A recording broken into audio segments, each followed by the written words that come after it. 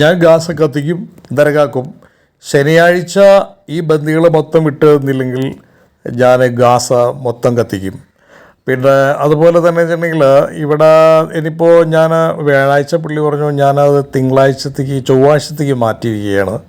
അപ്പോൾ ചൊവ്വാഴ്ച ബന്ദികളെ മൊത്തം വിട്ട് തന്നില്ലെങ്കിൽ തീർച്ചയായിട്ടും ഈ ഗാസ എന്ന് പറയുന്നത് കത്തിക്കും. പാലസ്തീനികളായ ആളുകളെല്ലാവരും അവിടുന്ന് മാറിക്കൊള്ളണം.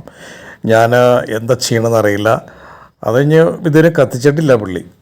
അമേരിക്കൻ പ്രസിഡന്റ് കാലത്ത് തന്നെ ചായയുടെയൊക്കെ കഴിഞ്ഞതിന് ശേഷം പുള്ളി എന്താ പറയുന്നത് എന്ന് കാതോർത്തിരിക്കുകയാണ് ലോകം. കാരണം യൂറോപ്പിനെ എന്ത് ചെയ്യും, ഉക്രൈനിൽ എന്ത് ചെയ്യും, അങ്ങനെ പല സ്ഥലത്ത് എന്തൊക്കെ ചെയ്യാൻ വേണമെന്ന് പുള്ളിക്ക് തന്നെ ഒരു രൂപമില്ലാതെ പുള്ളി കാലത്ത് തന്നെ എണീക്കുമ്പോൾ തന്നെ എന്തെങ്കിലുമൊക്കെ പറയും. അത് നോക്കിയിരിക്കുകയാണ് ഇപ്പോൾ എല്ലാവരും. ശരിക്കും ട്രംപ് ഒരു രാഷ്ട്രീയക്കാരനല്ല, ഒരു ബിസിനസ്സുകാരനാണ്. ആ മനുഷ്യൻ്റെ കൈകളിലേക്കാണ് ലോകത്തെ ഏറ്റവും ഉന്നത സ്ഥാനമായ ഈ അമേരിക്കൻ പ്രസിഡൻ്റ് സ്ഥാനം കൈവന്നിരിക്കുന്നത്. അത് ഒരു പ്രാവശ്യം വന്നു, അതിൻ്റെ രുചി അറിഞ്ഞു, അതിൽ നിന്ന് ഇറങ്ങിപ്പോകാൻ പുള്ളി തയ്യാറായില്ല. പിടിച്ചു നിൽക്കാൻ പല രീതിയിലും പല ടെക്നിക്കുകളും പല ഉടായ്പകളും ചെയ്തു നോക്കി. അത്രയ്ക്ക് നാണം കിട്ടാണ് അദ്ദേഹം വൈറ്റ് ഹൗസിൽ നിന്ന് ഇറങ്ങിപ്പോകുന്നത്. പക്ഷേ കാലം അദ്ദേഹത്തിനെ വീണ്ടും അവിടേക്ക് തന്നെ കൊണ്ടുവന്നു. ഇന്ന് ലോകത്തെ ഏറ്റവും വലിയ സാമ്പത്തിക ശേഷിയുള്ള ആളുടെ കൈപ്പിടിയിലാണ്. ആ പുള്ളി പറഞ്ഞാലേ പുള്ളി കേൾക്കുള്ളൂ. ആരാ? ഇലോൺ മസ്കിൻ്റെ അണ്ടറിലാണ് ഇന്ന് ഈ അമേരിക്കൻ പ്രസിഡൻറ്റ്. കാരണം ഈ അമേരിക്കൻ പ്രസിഡൻ്റ് ആവാൻ തിരഞ്ഞെടുക്കാൻ വേണ്ടി സാമ്പത്തിക സ്രോതസ്സുകൾ ഒരുപാട് ഉപയോഗിച്ചത് ഇലോൺ മസ്കാണ്. ഇലോൺ മസ്കിന് പൈസ ഒരു വിഷയമല്ല. റോക്കറ്റ് കച്ചവടം ചെയ്യുന്ന ഏറ്റവും വലിയ കച്ചവടക്കാരനാണ് ഇലോൺ മസ്ക്. അപ്പോൾ ഇലോൺ മസ്കിൻ്റെ ചില പദ്ധതികൾക്ക് അനുസരണമായി അമേരിക്കൻ പ്രസിഡൻറ്റിനെ പുള്ളി കയ്യിലാക്കി, പോക്കറ്റിലാക്കി. ഇനി ഇലോൺ മസ്കും ട്രംപും തമ്മിലൊരു കളിയാണ്. അതിൻ്റെ കളികളുടെ ഭാഗമായിട്ട് ട്രംപ് പറയുന്നത് എല്ലാവരും പേടിപ്പിക്കുകയാണ്. ഞാൻ തകർക്കും, ഞാൻ സലൻസ്കീനെ തകർക്കും. കാരണം വെച്ചിട്ടുണ്ടെങ്കിൽ ഉക്രൈൻ ഇല്ലാതെ തരിപ്പുടാക്കി കളയും. ഞാൻ പല പ്രാവശ്യമായി പറയണു, ഇനിയിപ്പോൾ നീ മുന്നോട്ട് ഇങ്ങനെ പോയാൽ ശരിയാവില്ല, നിങ്ങൾ അധികാരം ഒഴിയണം, പുതിയ ഇലക്ഷൻ വയ്ക്കണം, അവിടെ ഇലക്ഷൻ തിരഞ്ഞെടുപ്പ് ഗോതയിലേക്ക് നിങ്ങൾ എത്തണം, അല്ലെങ്കിൽ ഇത് നടക്കില്ല, ഞാൻ സമ്മതിക്കില്ല. അതുപോലെ ഗസ ഞാൻ നരകാക്കും. കാരണം വെച്ചിട്ടുണ്ടെങ്കിൽ എല്ലാ ബന്ധികളും നാളെ തന്നെ വിട്ടില്ലെങ്കിൽ കത്തിക്കും. ആ ഡേറ്റ് കഴിഞ്ഞു, പക്ഷേ കത്തിക്കലൊന്നും ഉണ്ടായിട്ടില്ല. പുള്ളി ഇങ്ങനെ പറഞ്ഞുകൊണ്ടിരിക്കണം ഓരോന്ന്.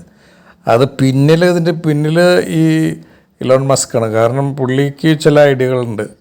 ആ ഐഡിയകളനുസരിച്ച് ഈ അമേരിക്കൻ പ്രസിഡന്റിനെ ചലിപ്പിച്ചുകൊണ്ടിരിക്കുകയാണ്. അത് എങ്ങനെ അതിൻ്റെ തിരിച്ചടി കിട്ടുമെന്നൊക്കെ അറിഞ്ഞിട്ടാണ് ഒറിജിനൽ സംഭവങ്ങളിലേക്ക് ഇവർ പോകുള്ളൂ. പലതും സംസാരിച്ചു നോക്കുകയാണ്. അപ്പോൾ പ്രതികരണം എങ്ങനെയുണ്ട്, എന്താണ് ഈ ലോകത്തിൻ്റെ പ്രതികരണം, അത് അറിഞ്ഞിട്ടാണ് മൂവ്മെൻറ്റ്. അപ്പോൾ അതിൻ്റെ ഭാഗമായിട്ട് ഇപ്പോൾ റഷ്യൻ പ്രസിഡൻ്റായിട്ട് കൈകോർത്തേക്കാണ്. ഈ റഷ്യൻ പ്രസിഡൻ്റായിട്ട് കൈകോർക്കുന്നത് ചൈനേനെ ഒന്ന് ഒതുക്കാൻ വേണ്ടിയിട്ടാണ്.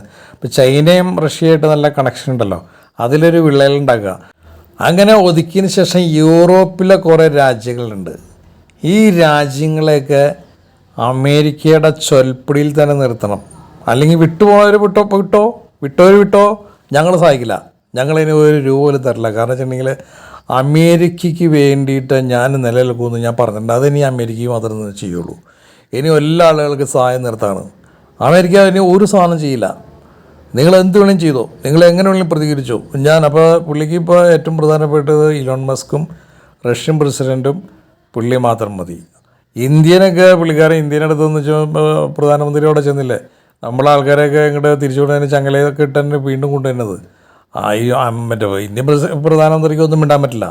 അയാൾ പുള്ളി അതുപോലെ സംസാരിക്കാൻ പുള്ളിക്ക് കഴിവില്ല. അപ്പോൾ അവിടെ ചെന്ന് വെച്ചിട്ട് ഫ്രണ്ടാണെന്നൊക്കെ പറഞ്ഞ അമേരിക്കൻ പ്രസിഡൻറ്റ് പുള്ളിക്കാരനിങ്ങനെ മയക്കി കൊണ്ടുനടക്കണം. കാരണം വെച്ചിട്ടുണ്ടെങ്കിൽ ഇന്ത്യനെ മാറ്റി നിർത്താൻ പറ്റില്ല. ഇന്ത്യ ഇപ്പോൾ ഏറ്റവും കൂടുതൽ ജനങ്ങളുള്ള രാജ്യമാണ്, ഒരു കൺസ്യൂമർ രാഷ്ട്രമാണ്. അതുകൊണ്ട് ഇന്ത്യ അവർക്ക് വേണം. അപ്പോൾ ഇന്ത്യനെ അങ്ങനെ വെറുപ്പിക്കാനൊന്നും ഈ അമേരിക്കൻ പ്രസിഡൻറ്റ് ഉദ്ദേശിക്കുന്നില്ല. എന്നാൽ തന്നെയും അമേരിക്കയുടെ ചൊൽപ്പൊടിയിൽ നിർത്തി ഇങ്ങനെ കൊണ്ടുനടക്കുന്ന ആളായിട്ട് മാറ്റാണ്. ചൊൽപ്പൊടിയിൽ കൊണ്ടുനടച്ച ആൾക്കാരില്ലേ, നമ്മുടെ കീഴിൽ കൊണ്ടുനടക്കണ ഒരാൾ കെട്ടിപ്പിടിച്ച് കൊണ്ടുനടക്കണ സിൽബന്ദികളെ പോലെ, അപ്പോൾ ഒരു സിൽബന്ദിയാണ് ഇന്ത്യൻ പ്രധാനമന്ത്രി. പുള്ളി എന്നിട്ട് പെട്രോൾ കൂടുതൽ മേടിക്കുക. അപ്പോൾ റഷ്യയിൽ നിന്നാണ് നമ്മൾ പെട്രോൾ കൂടുതൽ മേടിക്കുന്നത്. വില കുറച്ച് പുട്ടിൻ തരുന്നുണ്ട്. അത് മേടിച്ചിട്ട് ഇവിടെ കൊടുത്ത് സംസ്കരിച്ച് യൂറോപ്പിലേക്ക് കയറ്റി വെച്ചാണ് സാമ്പത്തികം കൂടുതൽ ഇന്ത്യക്ക് കിട്ടുന്നത്. അപ്പോൾ അമേരിക്ക വേണം ഞങ്ങളുടെ നിന്ന് പെട്രോൾ മേടിക്കണം, ഞങ്ങളുടെ നിന്ന് പെട്രോൾ മേടിച്ചാൽ അത് റഷ്യയിൽ നിന്ന് മാത്രം മേടിച്ചാൽ പറ്റില്ല. അപ്പോൾ അതുകൊണ്ട് ഒരു പെട്ടെ അവിടെ പിടിക്കും. പിന്നെ വേറെ ഇവിടെ ഈ പറഞ്ഞ ഞങ്ങളുടെ സാധനങ്ങളൊക്കെ ഇവിടെ ഇറക്കുന്നുണ്ട്, നിങ്ങളുടെ രാജ്യത്തേക്ക് ഇറക്കുന്നുണ്ട്, അതിന് ഞങ്ങളുടെ ഡ്യൂട്ടി കൂടുതൽ ചുമത്തേക്കാണ്, അത് കുറച്ച് അതിനൊപ്പട്ടെ. ഇങ്ങനെ ഓരോന്നും ചെയ്യിപ്പിച്ച് ഇന്ത്യൻ പ്രധാനമന്ത്രിനെ അവിടെ നിന്ന് കയറ്റിവിട്ടു. ഇന്ത്യക്കൊന്നും പറയാൻ പറ്റില്ല. പണ്ട് നമുക്കറിയാം, പണ്ട് 2013 ഒരു ഇന്ത്യൻ നയതന്ത്രജ്ഞയായിരുന്ന ദേവയാനി ഖോബ്രഗഡെ, അവരുടെ ഒരു സർവൻറ്റ് ഒരു പരാതി കൊടുത്തു ഇവർക്കെതിരെ. അമേരിക്കയിലായിരുന്നു അവരന്ന്. അപ്പോൾ ഇവർ പരാതി കൊടുത്തു കഴിഞ്ഞപ്പോൾ വേഗം അമേരിക്ക നടപടി എടുത്തു. ഇവരെ അറസ്റ്റ് ചെയ്തിട്ട് ഈ പറഞ്ഞ വിലങ്ങ് വയ്ക്കുന്നവരെയും ഒരു വീഡിയോ ഇട്ടു. അന്ന് മൻമോഹൻ സിംഗാണ് നമ്മുടെ ഇന്ത്യ ഭരിച്ചുകൊണ്ടിരുന്നത്.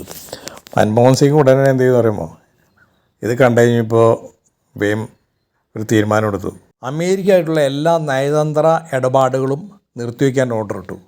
മാത്രമല്ല ഇവിടുത്തെ കോൺസുലേറ്റിൽ, അതായത് അമേരിക്കൻ കോൺസുലേറ്റ്, ഇന്ത്യയിൽ ഉള്ള അമേരിക്കൻ കോൺസുലേറ്റിലെ എല്ലാ ഉദ്യോഗസ്ഥന്മാരെയും വിളിച്ചിട്ട് അവരുടെയൊക്കെ ഐ ഡി കാർഡുകളൊക്കെ പരിശോധിക്കാൻ ഓർഡർ ഇട്ടു. അതിനുശേഷം ഇവരുടെ ജോലിക്കാർ, ഇവരുടെ കീഴിലുള്ള ജോലിക്കാരെ എല്ലാവരെയും ഐ ഡി കാർഡ് പരിശോധിക്കണമെന്ന് പറഞ്ഞു. അത് നേരത്തെ അമേരിക്കയുടെ ഒന്നും അങ്ങനെയുള്ള പരിശോധനയൊന്നും ഇന്ത്യയിലുണ്ടായിരുന്നില്ല. അതിനുശേഷം എന്താ വെച്ചിട്ടുണ്ടെങ്കിൽ ഇവരുടെ സുരക്ഷകളൊക്കെ എടുത്തു കളഞ്ഞു. അതായത് ഈ ഉദ്യോഗസ്ഥന്മാരൊക്കെ പുറത്ത് പോകുമ്പോൾ അവർക്ക് സുരക്ഷയുണ്ട്. എല്ലാ പോലീസ് വിങ്ങിൻ്റെയും സുരക്ഷ ഗാർഡുകളെ ഒക്കെ ഒഴിവാക്കിച്ചു. പിന്നെ അതുപോലെ തന്നെ ഇവർക്ക് ഈ അമേരിക്കക്കാരാണല്ലോ, അവർക്ക് എപ്പോഴും മദ്യം വേണം ഇടയ്ക്ക്. പ്രത്യേകിച്ച് എല്ലാ ദിവസവും പാർട്ടികളും അവർക്ക് മദ്യം ഇല്ലാതെ പറ്റില്ല. ആ മദ്യം എല്ലാം നിർത്തലാക്കി, അവിടേക്കും മദ്യം കൊടുക്കരുതെന്ന് പറഞ്ഞു. ഇത്തരം കാര്യങ്ങൾ ചെയ്തുകൂടി അമേരിക്ക ചൊലപ്പിടിക്കുമെന്നു. അമേരിക്ക പറഞ്ഞാൽ ആ കേസ്, ദേവയാനിക്കെതിരെയുള്ള കേസ് പിൻവലിച്ച ഇടപാട് തീർത്തു. അതായിരുന്നു അന്ന് മൻമോഹൻ സിംഗിൻ്റെ മുമ്പിൽ മുട്ടുകുത്തി. ഇന്നിപ്പോൾ ഇന്ത്യക്ക് അവരോട് ഇതുപോലെയുള്ള കാര്യങ്ങളൊന്നും ചെയ്യാൻ പറ്റില്ല. കാരണം വെച്ചിട്ടുണ്ടെങ്കിൽ അമേരിക്കൻ പ്രസിഡൻറ്റും നമ്മുടെ പ്രധാനമന്ത്രിയും ഫ്രണ്ടാണല്ലോ. അപ്പം അതുകൊണ്ട് ഫ്രണ്ടിനെതിരെ ഒരു നടപടി എടുക്കാൻ നമ്മുടെ പ്രധാനമന്ത്രിക്ക് ഭയമുണ്ട്. ഇതുപോലെ നമ്മുടെ നേരത്തെ പ്രധാനമന്ത്രിയായിരുന്ന ഇന്ദിരാഗാന്ധിയും ഇതുപോലെ നിലപാടുകൾ എടുത്തിട്ടുള്ള ആളാണ്. പാകിസ്ഥാനായിട്ട് യുദ്ധം വന്നു കഴിഞ്ഞപ്പോൾ ഇതുപോലെ 7ാം പടൽ കപ്പലയക്കും എന്ന് പറഞ്ഞപ്പോൾ ഇന്ദിരാഗാന്ധി പറഞ്ഞില്ലേ, നിങ്ങൾ വിട്ടോളൂ, കുഴപ്പമൊന്നുമില്ല, ഈ പസഫിക് സമുദ്രത്തിൽ നിന്ന് തിരിച്ചു പോകണമെന്നുണ്ടെങ്കിൽ എൻ്റെ അനുവാദം വേണ്ടി വരുമെന്ന് പറഞ്ഞു. അമേരിക്ക അതെ വേണ്ടാന്ന് വെച്ചു, ഇടപാട് തീർത്തു. അപ്പോൾ അമേരിക്കനെ പേടിപ്പിക്കാനൊക്കെ ഇന്ത്യക്ക് പലപ്പോഴും പറ്റിയിട്ടുണ്ട്, അതൊക്കെ ചെയ്തിട്ടുണ്ട്. ഇന്ന് നമ്മൾ ആ ഭയങ്കര ശക്തിയാണ്, ഫ്രണ്ടാണെന്നൊക്കെ പറഞ്ഞിട്ട് നമുക്കൊന്നും ചെയ്യാൻ പറ്റുന്നില്ല. അത് വേറൊരു വശം. പക്ഷെ അമേരിക്കയുടെ പ്രസിഡൻറ്റ് എന്തൊക്കെ പറയാൻ പോണേ എന്നുള്ളത് നമുക്ക് തന്നെ ഇപ്പോൾ കാലത്ത് എണിച്ച് കഴിഞ്ഞാൽ പുള്ളി എന്താ പറയാൻ പോണേന്ന് ആർക്കും ഒരു ലക്കാനല്ലാത്ത രീതിയിലാണ് ഇപ്പോൾ എല്ലാവരും മുന്നോട്ട് പോയിക്കൊണ്ടിരിക്കുന്നത്. കാരണം വെച്ചിട്ടുണ്ടെങ്കിൽ നാളെ പുള്ളി എന്ത് പറയുമെന്ന് നമുക്കറിയില്ല, നാളത്തെ എന്ത് പറയുമെന്ന് നമുക്കറിയില്ല. പറഞ്ഞൊക്കെ ചിലപ്പോൾ മാറ്റി പറയും. അതൊക്കെ ഇങ്ങനെ പോയിക്കൊണ്ടിരിക്കുകയാണ്. അപ്പോൾ അമേരിക്കയുടെ വികൃതികൾ ശ്രദ്ധിച്ചുകൊണ്ടിരിക്കുകയാണ് ഇന്ന് ലോകം. അപ്പോൾ എന്തൊക്കെ സംഭവിക്കും, എന്തൊക്കെ സംഭവിക്കാൻ വരുന്നു, എന്തൊക്കെ സംഭവിക്കാൻ ഇരിക്കുന്നു എന്നൊക്കെ നമുക്ക് കാത്തിരുന്ന് കാണാം.